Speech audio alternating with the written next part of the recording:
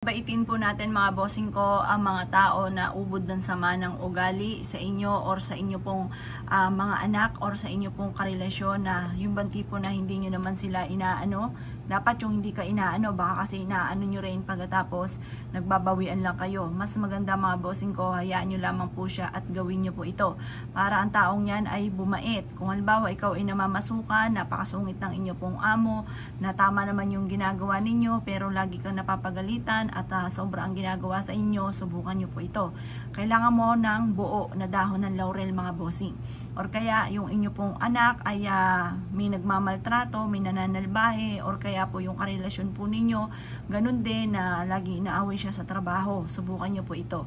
Kung alam nyo ang tunay na pangalan, isulat nyo po dyan sa dahon ng laurel. Pero kung hindi nyo alam, ibulong nyo lamang kung sino man ang mga taong ito na nananalbahe sa anak ninyo, or kung sino man yung tao na ito na may masamang intensyon sa inyong karelasyon na lagi na lang inaaway, ay layuan na ng taong ito at manahimik na po siya at wag nang mangialam pa na may buhay at wag nang manalbahi pa. Basta i-wish nyo na kung ano yung nais ninyo, yung nararamdaman ninyo. Gawin nyo po ito mga bossing ko, na nakaharap ka sa gawing silangan sa umaga. Mag-wish ka ng mula sa inyong pong puso, sabihin nyo na lahat ang gusto po ninyo na i-wish po dito. Sabihin nyo na simula ngayon ay kayo ay magiging matagumpay na sa buhay at makakamit nyo ang inyong pong mga pinapangarap.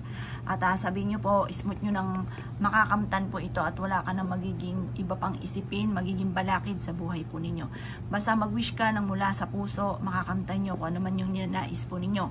At sabihin nyo po ay yung mga tao na masamang ugali, kagaya na halimbawa meron kang amo na masama ugali, bumait na sa akin ang aking amo at maging paborito na ako. Basta kung anong gusto po ninyo, maging paborito na ako at wag na ako laging pagagalitan at wag na rin siya magsasabi ng mga masasakit sa akin. Ganoon naman po lagi mga bossing, di ba?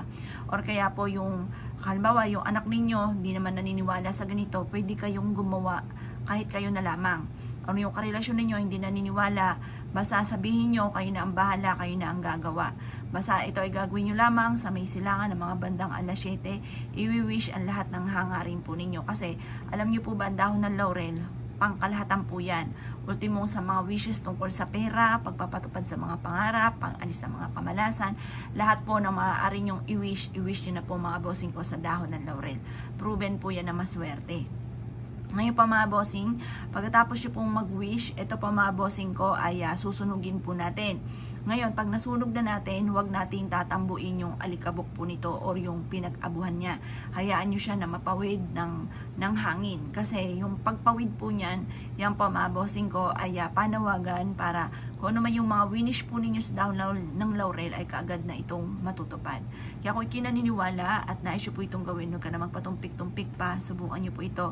Proven po ito na napakaswerte. At good luck po sa inyo po lahat.